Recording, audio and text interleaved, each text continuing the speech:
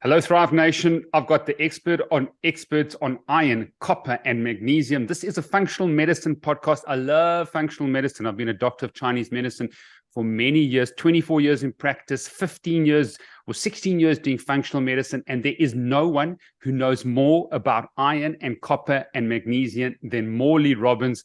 Welcome to the Made to Thrive show. Well, I'm delighted to be here, Steve. Thank you. I hope there's someone who knows more than I do, but I appreciate the introduction.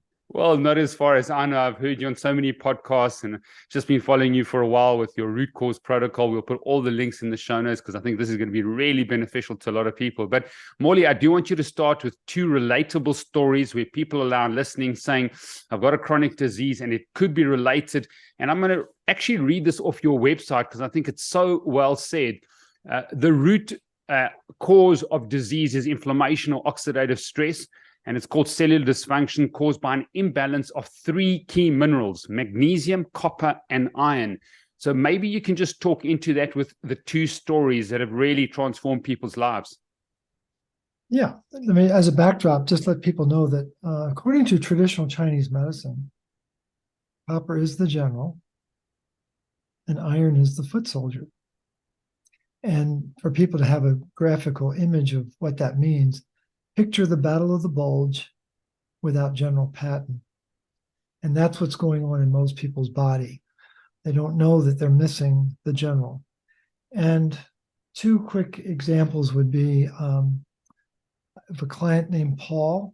He's 87 years old. Yeah. And I'd had a couple consults with him at the end of 2022. And had two blood tests, and his copper was, it was good. It wasn't great, but it was good. And I suggested that he might start working with the copper supplement that I've created called Recuperate. And that is my response to COVID. Maybe we'll have a chance to talk about that. But the listeners need to know that I've renamed COVID. COV stands for coppers vanished and irons dysregulated. So that's really what it stands for. But I mentioned to Paul that he probably should take one capsule, which would be about 2 milligrams of copper bisglycinate, along with some desiccated beef liver and spirulina and some turmeric. So I get his blood work from January because we're going to have a consult at the beginning of February. And his copper is over 200. I'm like, oh my gosh, what's going on? So the appointed day came, and Paul's on there again. You got a picture. He's 87 years old, but he's full of vim and vigor. And I said, Paul, I couldn't help but notice that your copper was a little bit elevated. He goes, I know. Isn't that exciting? He was just like full of himself. I said, and what have you noticed? He said, well, Morley, you told me two things. You told me I was in charge, and you said, take one capsule.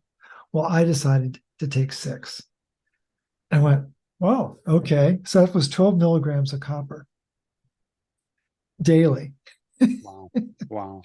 And I said, what have you noticed? I was trying to keep it really upbeat and neutral. Exactly. I said, what have you noticed? He leans into the camera and he says, well, Morley, all my energy issues, all my sleep issues, all my memory issues, and all my muscle issues are gone. Sure. He said, that's just with 8 weeks of supplementation. And I went, wow, that was a wow for me. Wow. So I think what people don't realize is just how important and how central copper is to our overall physiology. I was just talking to a colleague just literally an hour ago. You want real-time information, don't you? Yeah, sure. And this is a client I've had for a number of years. And I knew there was always something holding her back, but I was never able to isolate it. And in our world, within the root cause protocol, the power of emotional unrest is really what blocks healing. And when I started this work back in 2010, I didn't even know what that meant. But now, as soon as I'm talking to someone who's struggling with their recovery, there are only 2 questions I ask. Have you dumped any iron? And have you dumped your fears? And long story short, this particular client was actually working with a colleague of ours who's been through my training. But both the client and this other colleague have been through the training. And she works with biomagnetism. And it's a kind of a distant cousin to Chinese acupuncture. But what this individual had honed in on was an emotional event. And it turns out it took place when this person was 16. And it was a very traumatizing event that she had never come to terms with. And this colleague of ours was able to bring her into a space where she could confront the issue and work through it, both with the biomagnetism, but also the root cause protocol, providing the magnesium and the copper, trying to get rid of the iron. And she was just euphoric today. I've never heard her so excited, but it was the energy in her voice was unlike anything I'd ever experienced. And we've been working together for almost 4 years. Okay. So I can't take credit for that. But the principles and the philosophy was the underlying factor. And a colleague of ours really was able to break through this emotional issue. And what people need to understand is that when we have emotional unrest, when we have emotional garbage that we haven't released, we become a magnet for iron. And what those emotional issues turn into is fear, and we spell it differently. It's Fe-AR. And what that stands for is iron attracts rust. And the unresolved emotional issues becomes this blocking factor for metabolic recovery, because the iron is creating oxidative stress, which is destabilizing the cells. They can't make energy. As the energy is dropping, pathogens come in because they're opportunistic, and then you're in metabolic jail. So those are two stories, reasonably recent examples of what this is all about. But I mean, it pertains to energy depletion, it pertains to autoimmune, it pertains to cancer, any chronic disease, cardiovascular event, neurodegenerative condition. You've got to look at those three minerals. Now, I've known a lot about iron, obviously TCM, and been watching that and looking at. And Leland Stillman, who's been on the show twice, has just been speaking to me about that, and magnesium as well. But copper is something that we haven't really focused on, and that's where I want you on the show. But so let's talk about how to measure copper, and we can talk about magnesium, looking at red cell magnesium versus serum magnesium, what your view is on that. How does one, get the full scope of how much copper you've got? Yeah. So I'm going to answer your question, but let me create a context for it. We're on a planet that has 21% poison in the air. It's called oxygen.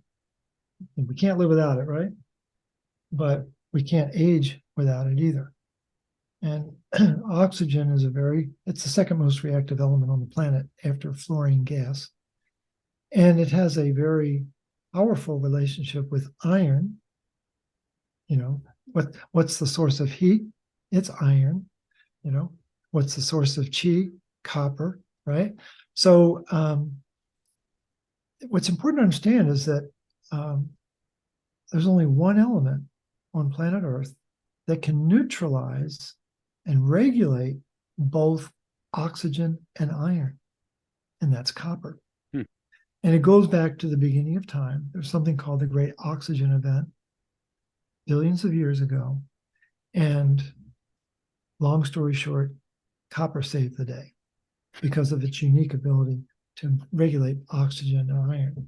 Not a lot of people know about that. Yeah. And this is a very notable topic with the astrobiologists, how they figured all this out. I think it's absolutely amazing. Yeah. But the point is, copper is very important, but it isn't just copper. Is the copper usable? Is it bioavailable? And just so people can connect the dots, when copper is not properly bioavailable, or it's missing in the diet as it is in the modern era, if copper's not in the game, iron rises in the liver. Well, there's your source of heat right there, and inflammation begins to take over. And how do we spell inflammation? H2O2. oxygen needs to be turned into 2 molecules of water. That's 2H2O. But if there isn't adequate copper, it becomes H2O2. And then we have piss poor energy production and all the ensuing downstream activities you certainly well know about. But the important thing is, if copper is down, iron is up. As soon as iron is up, it's causing magnesium loss. And when magnesium is in a deficit state, calcium begins to accumulate in the tissue. And they're all tied together in little seesaws. And what's important for people to know is that under acute stress, we lose magnesium, goes right into the toilet. But under chronic stress, cortisol kicks in and it starts to bind up the copper. And what cortisol does is it increases a key protein called metallothionein 4 to 5-fold. And what does metallothionein do? It just binds up copper 1,000 times stronger than it binds up zinc. So we effectively, under chronic stress, take copper out of the game. We can't make energy. And the body's not being demonic. The body's saying, you can't seem to handle your stress, so I'm taking you out. And what's the significance of all that? Well, the world has been under chronic stress since February of 2020. And people don't realize the price we paid. And that's why copper has vanished. And because copper has vanished, iron is dysregulated. Now, to measure copper, back to your question, you probably wondered, did you forget the question? Yeah. But copper, you can measure it in the hair. I don't think it's a particularly accurate way to measure copper. The metals in the hair, and what we're seeing is the +2 state. Well, copper has 3 valences. Zinc only has 1. That's why it always expresses best in a hair test. Iron can have up to 6 valences, and manganese has 5 or 6. So it's just what happens. The first thing they do with the hair test is they snip up the hair, and then they burn it. So they oxidize the hair, and the metals get frozen in a +2 state. So it's just like we're getting a distorted view of those metals. So that's why I turn to blood. It's not perfect, but it's a nice complement to the hair. And in the blood test, what we're looking for is serum copper and serum ceruloplasmin. It's a very important copper protein that was discovered by 2 Swedish physiologists in 1948, Holmberg and Laurel. And they thought they had discovered the Holy Grail, and they had. And Big Pharma has been demonizing it ever since. Most people have never heard of that protein. Certainly, doctors only know that protein for one question on their boards, because they always ask about Wilson's disease and ceruloplasmin. Once they answer that question, forget that. Don't need that anymore. And it's the master antioxidant protein in the body. So the master antioxidant enzyme or protein in the mitochondria is called melatonin. It goes back to the great oxygen event. The master antioxidant in the cell is called glutathione. Can't make it without copper.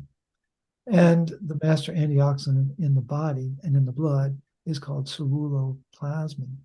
And if you want to be really fair about it, it's a transformer, and it can do about 20 different enzyme functions. Wow. And that's what unsettles mainstream medicine, is that their model is 1 gene, 1 protein. That's it. One gene, 1 protein, 1 function. Ceruloplasmin is 1 gene. Ceruloplasmin is 1 protein. It's 20 functions. Sure. And so depending upon what's going on inside the body can adapt. Now, to measure it, you want 100 units. These are US units. And I know that 95% of the world is non-US. Maybe it's even 98%. Yeah. But I think in US units, my apologies, but it's about 100 units of copper and it's 30 units of ceruloplasmin are what are needed. Now, what's interesting, Steve, is that when you go to Australia, when it gets below 20 units, they consider that a severe deficit of ceruloplasmin. Here in the States, it doesn't kick in until you get below 14. So they're playing games with us in terms of, and I don't know what it is in Europe, but I know it's probably more akin to the Australian measure. But there's a relationship between copper and ceruloplasmin, and if you have 130, the ratio is 3.33. And as soon as that number goes up, you know that person's dealing with inflammation. And what I've come to realize is that that number is actually logarithmic. So an earthquake of 3.33 is very different than an earthquake of 4.33. Yeah. Tenfold difference. Most of my clients are between 4.2 and 5. And so they're between 10 and 100-fold difference of what it should be. And it's a very unsettling moment. And now what I'm beginning to piece together is the role that uric acid plays in all of this. And as soon as you say the phrase uric acid, everyone goes to gout. Yeah. So picture Mount Everest being hyperuricemia, high uric acid. The top 1 inch of Mount Everest is gout. Yeah. All the rest of the mountain is called metabolic syndrome. And high uric acid is playing in all of that chaos, whether it's heart disease, kidney disease, cancer, PCOS, non-alcoholic fatty liver disease. You name the condition, and I can get you back to the nexus of copper, iron, and uric acid. Sure. So the uric acid, is that a downstream effect of having an imbalance between copper, magnesium, and iron? Is that something that's showing up now because they are dysregulated? Absolutely. Yeah. And I was kind of blind to it. I mean, I knew of it, but I've been going into an intensive deep dive, and it's almost mind-blowing. Sure. How big this topic is. And most people, again, they just don't think of uric acid. Think of it this way. You making ATP, making energy, and making uric acid ride on a seesaw. Yeah. And as soon as one's down, the other's rising. Yeah. So as soon as energy production is faltering, uric acid is rising. It's a natural byproduct of the breakdown of ATP into ADP, into AMP, into IMP, and it gets into xanthine, hypoxanthine, then xanthine, then uric acid. Yeah. Well, we did have Dr. David Perlmutter, and since I've been following his work on drop acid and the uric acid diet, we've been focusing more on that with our clients, and it's been quite astonishing to see how many people have high uric acid, which we're working on. But I think there's 3, just as copper, going back to it, is how many sort of milligrams, because there's these multi-minerals out there. I look at myself, exercising 7 days a week. I'm a long distance runner. I sauna 6 days a week. I know you lose a lot of copper with sauna, infrared sauna. I'm a big fan. Let me just put a little bit of preamble. In 25 years, I'm finishing 25 years of practice, never missed a single day's work to any sickness or ill health, run over 40,000 kilometers in the last 28 years. I got the delta of COVID. It lasted 1 single day, on a Saturday. That was it, done. So that's my history of sort of really looking at functional medicine and Chinese medicine. So give us a little bit of a view, because I think if you, take anything, and people don't realize the Goldilocks effects, if they're going to take a lot of copper, or they're going to take, let's not even talk about iron, but even, magnesium, it's got to be at the correct dosage. And that's why I think from a functional medicine point of view, it's really important to know the numbers if people are listening in terms of how much they should be taking of copper. Magnesium's easy, 5 milligrams per pound body weight, 10 milligrams per kilo. That's very easy. And if you're going into a stress storm, increase it 10 to 20%. That's easy peasy. I think iron's also really easy. Don't ever take an iron supplement. don't ever engage in iron infusions.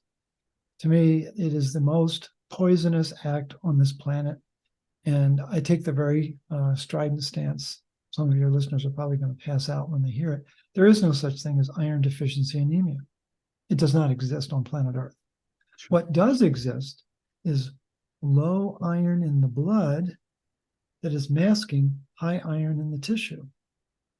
And the research that people need to be familiar with is by Bruce Ames from 2004. He did a very important study looking at iron status in the blood versus in the tissue. And what he discovered is that iron in the tissue can be 10 times higher than iron in the blood. And, and why is iron stuck in the tissue? Because there's a little iron doorway in the recycling macrophages, and they really are called that, recycling macrophages. And the doorway is called ferritin, iron doorway. And it requires a copper doorman to open it up. And if copper is not present, no can do. And the modern literature loves to tell you about hepcidin. Oh, that's the iron hormone regulating the iron metabolism. And if you believe that, I've got both a used bridge and a used BMW I'd love to sell you, because it's an absolute lie. Cool. Copper is the general. Iron is the foot soldier. And so as it relates to copper, I think we are in an evolving age of understanding. When you go back into the literature in the 1930s, 1940s, people were typically getting 3 to 4 milligrams of copper in their diet every day. And if they needed to recover, it was not unusual to give people a bolus of 10 milligrams of copper. That's unheard of today. Now, here in the States, the NIH upper tolerable limit is considered 12 milligrams. That's still pretty high. But the RDA here in the States, and I think pretty much worldwide, is 0.9 of 1 milligram. Oh, that's a joke. Sure. It's an absolute joke. And what people need to do is study the application of glyphosate worldwide, and you'll see maps that show gradations from green to brown. The browner it is, the more glyphosate that's being used. And the more glyphosate that's being used, the less copper that's available. What people don't know, or most people don't know, I shouldn't be presumptuous, maybe you know this, but most people don't know that glyphosate chelates minerals on a logarithmic scale. Yeah. Wow. And it chelates magnesium at a 3, and it chelates copper at a 12. Sure. So what does that mean? It means that glyphosate chelates copper 1 billion times faster than it chelates magnesium. There is a difference. And my take of glyphosate is it was designed for one reason only: take copper out of the equation. And when you don't have copper in the soil, can't get into the plant, can't get into the animal, can't get into the human, well, suddenly we start to have a whole series of enzymes that don't work. So if Joseph Prohaska were here, famous copper researcher, he wrote a very important article in 2011 telling us that there's only 9 copper enzymes in the human body. And we believe that, right? Well, I came across a study a couple of weeks ago by a famous botanist who identified that there's 300 copper enzymes in the plant world. Wow. Last time I checked, and I see a number of plants in your lobby, that's very nice. But the last time I checked, I think humans are more evolved than plants. So I'm guessing it's probably closer to thousands of enzymes, and this has all been suppressed. Again, the meme, what's the meme that runs medicine? You're anemic, you're copper toxic. And it's like, it's so indelibly imprinted in our brain. And it's just the opposite, Steve. It's 180 degrees from that statement. So can you give us some type of view? I mean, unless everybody should be doing an analysis of copper, but obviously children, that starts affecting their development. And we're just talking about the general here, and adults and females. and those that exercise and those that don't. I know with magnesium, I take significant amounts of magnesium just because of how much I sweat and how much I exercise and just living in a city like Johannesburg. But give us sort of what people should be taking from a copper perspective, and should everybody be doing a copper analysis, getting their numbers? Well, it's interesting. I mean, the book that I wrote is called Cure Your Fatigue. And people are supposed to be impressed with my wit because I put a box around the CU, which is a symbol for copper. Mm. And all conditions, it doesn't matter. There's 32,000 conditions in the Merck manual. All 32,000 start with cellular energy deficiency, every one of them. And they will affect different pathways and different tissue. But once the mitochondria start to power down, there's a downstream effect. People need to know that there's 40 quadrillion mitochondria in our body, that the average cell is 500 mitochondria, 500. So people are thinking, well, I remember my biology text in high school, it was like 1 or 2 mitochondria. Well, they didn't know that was drawn by Walt Disney, and that the average liver cell has 2,000 mitochondria, kidney cell, 4,000, heart cell, 10,000, mature egg in a woman's body, 600,000 mitochondria. Yeah. And there's certain brain regions, like the substantia nigra, has 2 million mitochondria. Wow. Well, see, when again, the key phrase is missing information equals missing truth. Once you know those types of numbers, and then you find out about Paul Cobine's research in 2004 and 2006, that there's 50,000 atoms of copper in each mitochondria. Wow. Okay, so now we've just changed the game. And again, we're talking about atoms, we're not talking about milligrams, but still, these are big numbers that start to accumulate. And people, that whole paradigm is not understood. There's only 2 paradigms of healing, as you know. There's attack the guest, and there's strengthen the host. Well, TCM is all about strengthening the host. That's been its gift for 4,000 years or more. What do the Chinese know? I mean, really. But the thing is, I've turned that phrase, attack the guest, strengthen the host, into ignore the enemies, ignite the energy. And I think it's important for people to realize that energy is what drives our immune system. Energy is what drives our response to our environment. And if we can't mobilize energy to stress, that's where all the problems are. And it was Mark Hyman who said it best.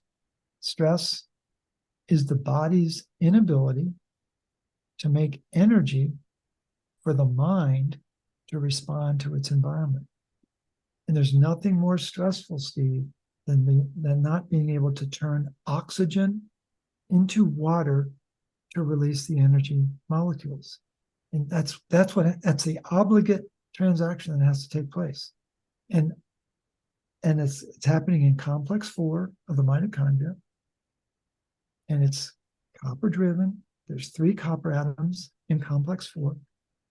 And nobody knows that it's a 2-stroke engine, and the downstroke creates hydrogen peroxide, and the upstroke is what creates 2 molecules of water. Well, wow, maybe that's where all the problem is, right? Mm. And so in terms of a starting point for people, I think the people who are following you want to feel better. They want to have more energy and deal with their stress. Well, in order to do that, I think it would be smart to know what their mineral status is.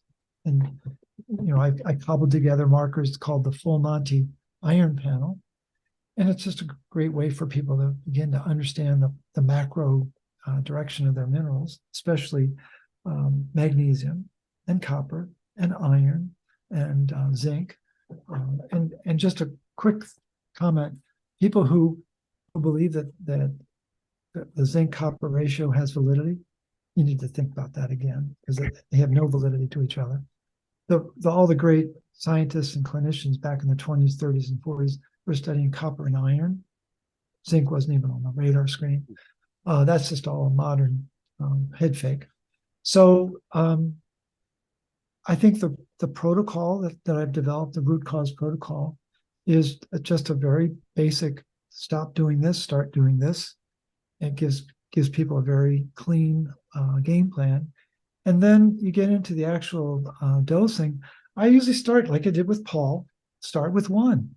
What I was going to recommend to Paul, independent of his brazen actions on his part, which I absolutely loved, I was going to encourage him to take 2 to 3. And I would encourage people to experiment, be curious.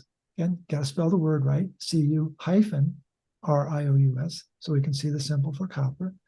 And the thing is, we've been so conditioned to be afraid of copper, and it's deep.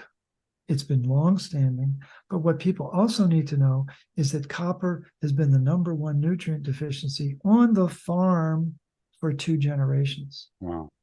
That's a big deal. And if it's not on the farm, then it's not in the produce, the animals, or the humans. Okay, wow, profound. So 2 to 3 milligrams on average. Be curious and have a look at your numbers if you are got any chronic conditions or any symptoms. For children, do you recommend copper? Yeah, I think it depends on the situation. See, there's an important download of copper that, again, most people don't know about. In you and I, as adults, have livers that have about 7 milligrams of copper. Our body has 100 milligrams, give or take a few. You're obviously more intensely active than I am, and I commend you for that. There was a time period when I was very active, and I think about the mineral burn rate during those like 7 years. But in any event, 100 milligrams in the body, 7 in the liver. And when you and I were born, assuming we were born to healthy moms, that's a stretch for me, but I don't know about you. But our moms downloaded 70 milligrams of copper into our liver. And that copper, coupled with the breastfeeding, which is a huge download of retinol, forms the backbone of the immune system for the first 2 years of life. Well, my mom was a smoker and an alcoholic, and she didn't breastfeed me. And I'm just happy to be here, to be quite honest. And so the thing is, there's a tremendous compromise in humanity today because obstetricians are trained to focus on 2 things: iron and vitamin D. Guess what the opposites are?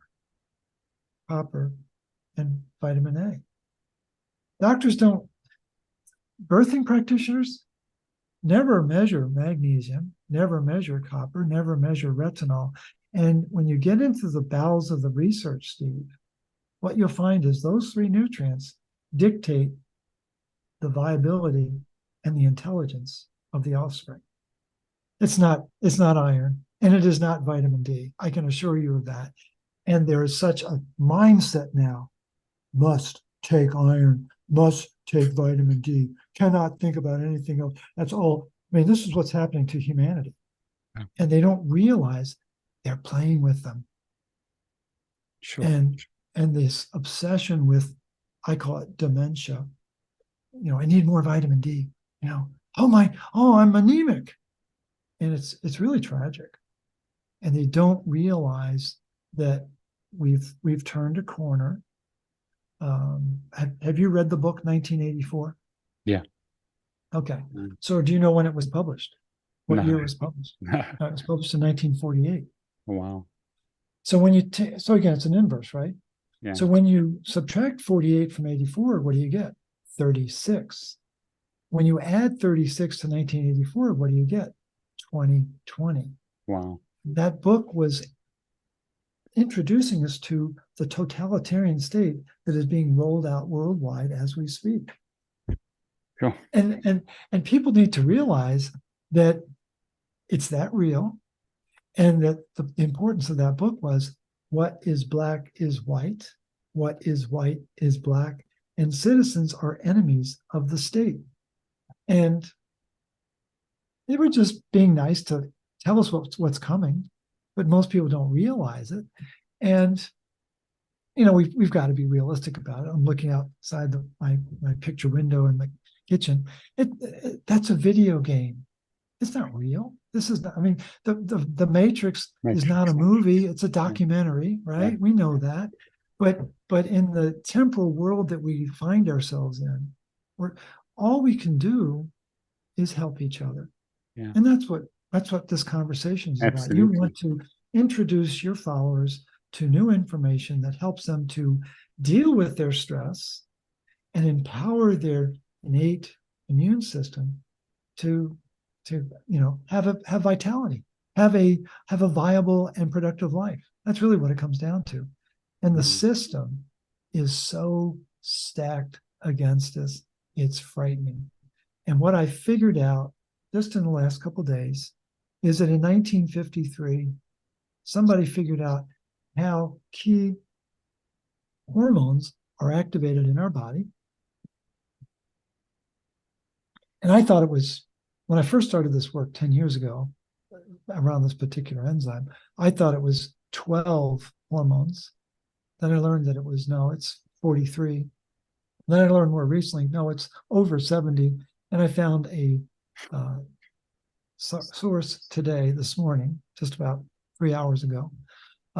It's 279 hormones, 279 that they figured out back in 1953 how to synthetically activate these things. And it requires copper. You knew that was coming. Copper, you know what this is, right? Yeah, it's battery. It's a battery, right? It's a copper top battery, right? That's what it's called here in the States, copper top battery. And the enzyme I'm talking about requires 2 batteries. And in a post high fructose corn syrup, post glyphosate, post COVID world, people don't have those batteries. And the doctor comes screeching in with the synthetic hormone. I'm here for you. One of those hormones, which I think you'll appreciate, you've heard of insulin, right? You've heard of it, right? Yeah, of course. Yeah, it doesn't work until it's activated. You probably have heard of erythropoietin. Yeah. Interferon A. Yeah. Cholecystokinin. Glucagon. I mean, we're talking about 279 hormones, neuropeptides that run and regulate the body. And they don't work until they get kissed by this battery. And it's like, OMG. And like, how many people know this? There are probably 5 scientists on the planet. Wow. And now your followers, of course, because this is not taught in doctor school. Because if a doctor knew what the real issue was, he wouldn't be writing prescriptions, would he? Yeah. Or she.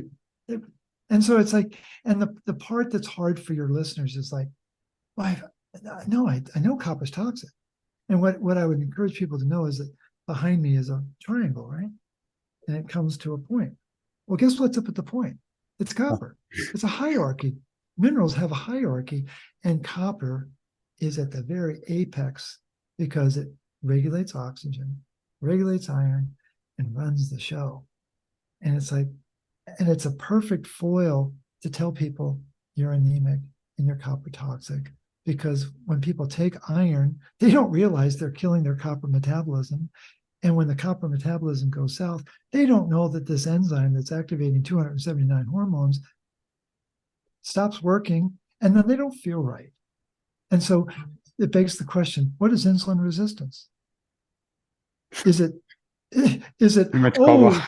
you could find 1,000 articles. If you really applied yourself in the next hour, you could find 1,000 articles explaining what insulin resistance is, except one.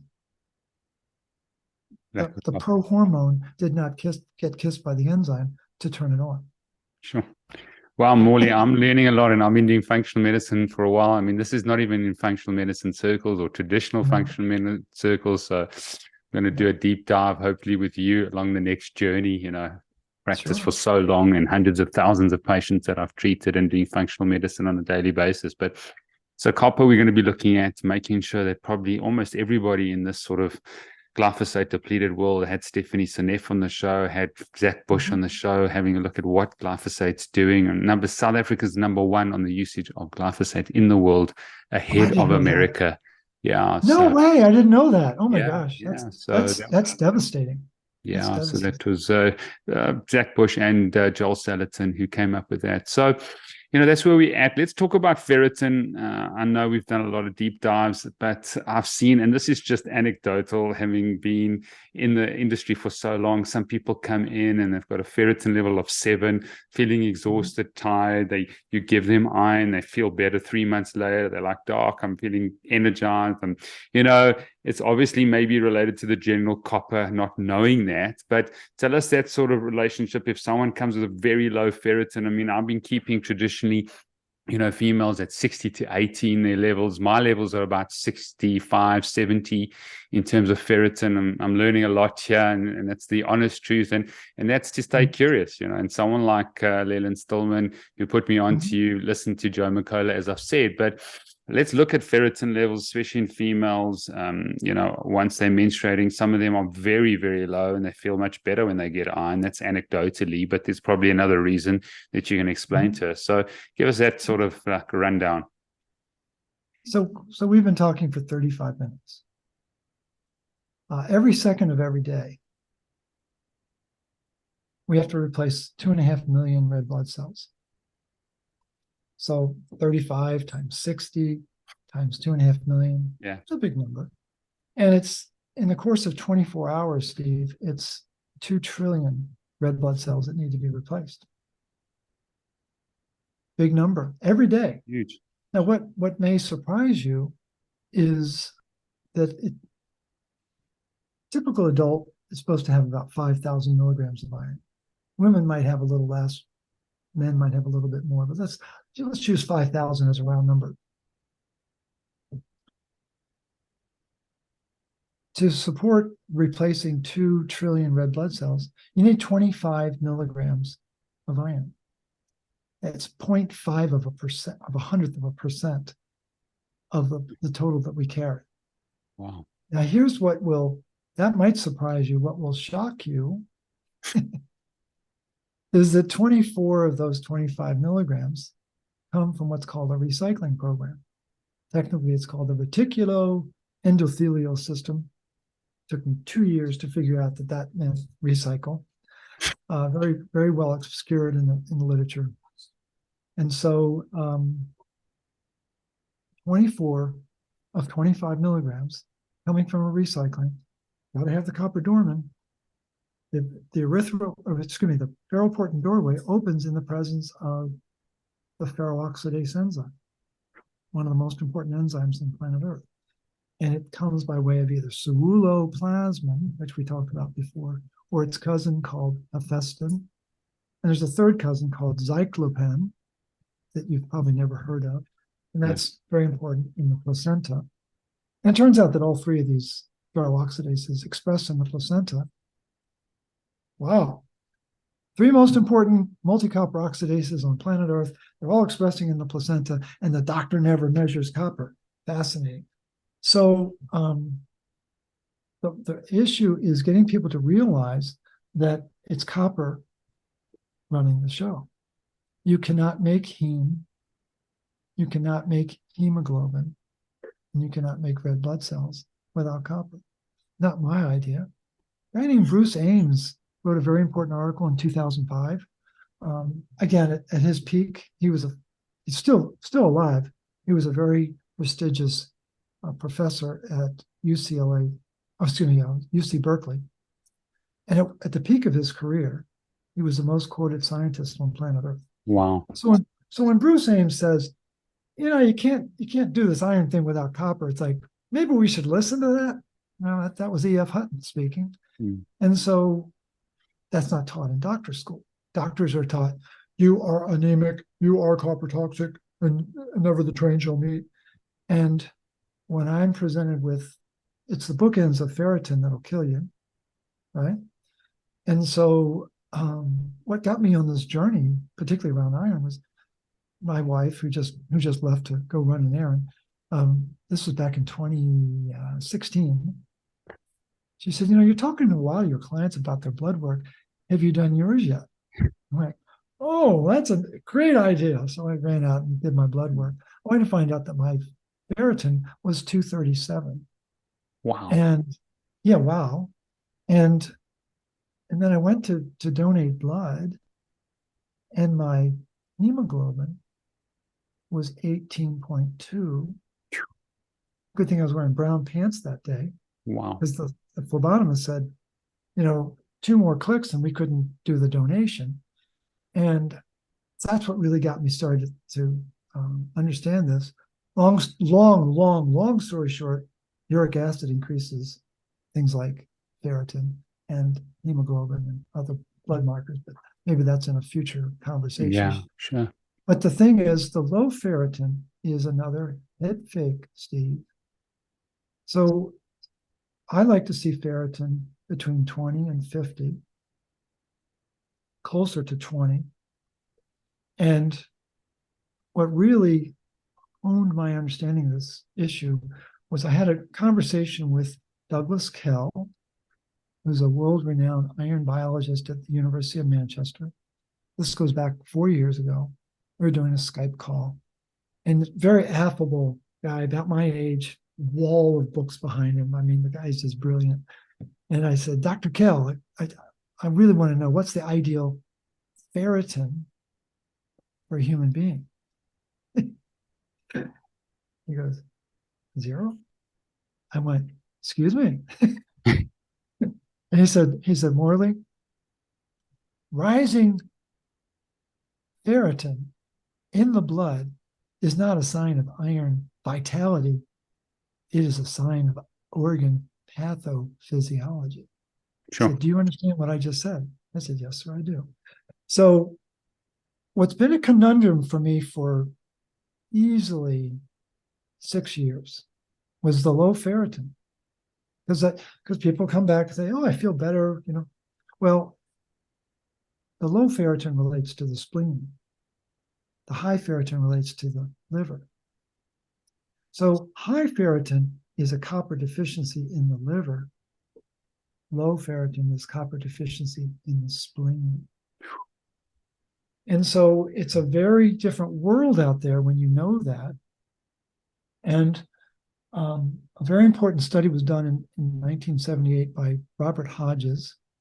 It was a 3.5-year study working with iron and retinol and beta carotene, because he really wanted to see with human subjects what happens. And to your point, they were withholding vitamin A and retinol, beta carotene from their diet, and the hemoglobin just started to collapse. I mean, it went down really, really low. And then there's a point in time where they gave clinical iron, and as you would expect, the hemoglobin spiked up. And for 6 weeks, it was up, and then it comes back down. And then they did something that no one had ever done before. This is 1978. Robert Hodges. He feeds them vitamin A. And the hemoglobin takes off like a rocket. Now, what people don't know is that the gene that makes transferrin is activated by retinol. That's a big deal. What most people don't know is that the copper pumps ATP7A, it's called the Menkes gene, and ATP7B, a Wilson's gene. They love to polarize these into disease states, but ATP7A and 7B, these are the copper pumps that are putting copper into the enzymes. ATP7B is ceruloplasmin. ATP7A is everything else. Not that those pumps are very important, right? And so those pumps do not work if they don't have retinol. And so when he starts to put retinol back into their diet, transferrin is being made, ceruloplasmin is being made, and the regulation of iron is beginning to take off again. And it's a very dramatic figure when you see the actual study. And I've worked with it for years to educate my students about, here's the narrative, here's the truth, and the idea that people feel better is, I think it is anecdotal. You could probably give them sugar water, and they'd probably say they feel better. But what's tragic is most people don't know better. Yeah. I've had two clients, one on the East Coast, one on the West Coast, a week before they delivered their babies, were told they were anemic because their ferritin was low. They both got iron infusions. They both almost died, and the babies almost died. Wow. And it's time for this insanity to stop. And again, it's all about generals and foot soldiers. Yeah, that's true. It's important to understand it. And when you're working with your needles, what metal are those needles made of? Copper handle and then a stainless steel shaft. Stainless steel, right? And what's steel made out of? Iron. Did you know they're copper needles? Yes. And you should start working with them. They'd be far better. Yeah. And the meridians, guess what they run on? Copper. Wow. Yeah, there's a German acupuncturist who's really been studying this for a long time. And so I've had acupuncturists go through my training, but this goes back probably 3 or 4 years ago. There were 4 that came through, and the ringleader, very talented Chinese doctor, she did a presentation to do a crosswalk between traditional Chinese medicine and the root cause protocol. And what became very clear was what I alluded to at the beginning of the conversation, is that iron is the heat and copper is the qi. Wow. And so it begins to simplify the model. And I think what a lot of practitioners find is that Mother Nature thought this through a long time ago. And for whatever reason, copper has this unknown but vaulted role in our body. There's only a few things that copper does, just to give your followers a sense of order. What does copper do? It creates energy, clears exhaust. It catalyzes enzymes. Now we know there's over 270. And it's just like, oh, wow.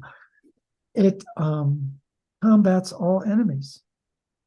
Any pathogen in the face of copper dies. But there's more.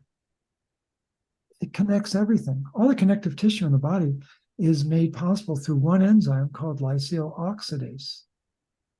Whether we're talking about ligaments, tendons, arteries, blood vessels, all the connective tissue, it needs to have integrity. And what is integrity made out of? Collagen and elastin. And lysyl oxidase knits them together. Wow. And then there's one more. It colors everything. All of the colors inside our body, from yellow to black, is courtesy of melanin, which is courtesy of tyrosinase. And what we're told is, oh yeah, your eye color, your hair color, your skin color, it's that melanin thing. Melanin is like, it's an oh my God moment in terms of what its job is.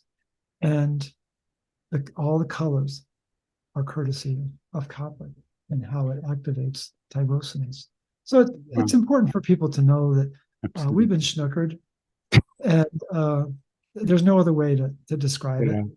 And I think we're entering an era of being much more aware of how the body really works, and realizing that the thing is that most schools of doctor training want you to believe that there's hundreds of problems and you need to learn all these others. My approach is, well, let's start with the energy. Let's focus on the energy. Let's focus on these key enzymes, and then let's get out of the way, because the body really knows what to do once it has energy coursing through its tissue. Brilliant. Well, that's an incredible ending in terms of how important energy is. And I've got so many questions about fibrinogen. I've got so many questions about GGT, which I'm seeing, we're just doing thousands of labs across and just seeing what's happening to these liver enzymes. I do want to talk about that. I want to talk about magnesium as well, but I think there's going to be so many questions for part 2. I think a root cause protocol is something that people can tap into. So where can people find you, Morley, and how can they tap into your training? Well, you can come to Chapel Hill, North Carolina. But online, rcp123.org. There's social media sites. There's the Magnesium Advocacy Group and the root cause page. People interested in the book, just go to your local online bookseller. It's in physical, ebook, and audible. What I would encourage people, not to encourage you to spend more money, but you really want to learn this, get the physical book and listen to me narrate. And it's 14 hours of blah, blah, blah. I get that. That'll put you to sleep. But it really fuses the learning process. And the front half of the book is what's the problem. The second half is how do we solve it.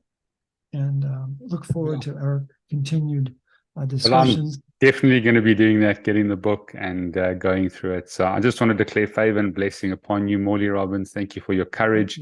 Thank you for your calling.